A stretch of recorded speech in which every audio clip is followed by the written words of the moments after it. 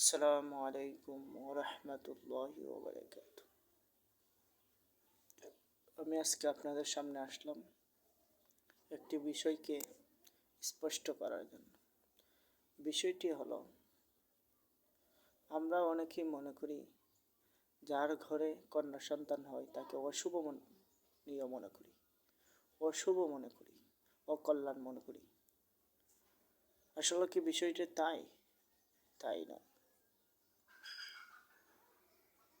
এবং যার ঘরে একাধিক কন্যা সন্তান জন্ম হয়, আল্লাহ দেন, তখন আমরা অনেকে মন খারাপ করি। অথচ ইসলাম মন খারাপ করার কথা বলেনি। ইসলাম সুসংবাদ দিয়েছেন, যার ঘরে একাধিক সন্তান হয়, কন্যা সন্তান হয়, মেয়ে হয়, তার ব্যাপারে রাসূল সাল্লাল্লাহু আলাইহি ওয়াসাল্লামও সুসংবাদ দিয়েছেন। একটি হাদিস, সেই হাদিসটি তিরমিজি, হিব্বান শরীফের মধ্যে আসছে। হাদিস শরীফের মধ্যে আল্লাহ রাসূল বলেন,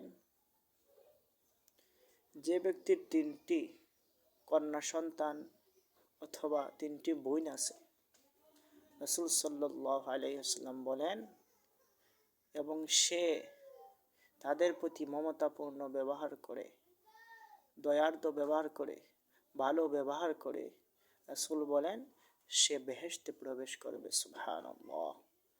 কত সুসংবাদ দিয়েছেন আল্লাহ রাসূল। যার 3টা কন্যা সন্তান হবে, 3টা কন্যা সন্তান আছে বা 3টা বোন আছে, তাদের ব্যাপারে রাসূল সুসংবাদ দিয়েছেন, বলেছেন সে জান্নাতে প্রবেশ করবে। অথচ আমরা অনেকে মন খারাপ করি, আমরা অশুভ নিয়ম মনে করি, যা সম্পূর্ণ ইসলাম বিদ্বেষী। এবং এমন বিশ্বাস যদি করা হয় তাহলে ঈমান চলে যাওয়ার উপক্রম।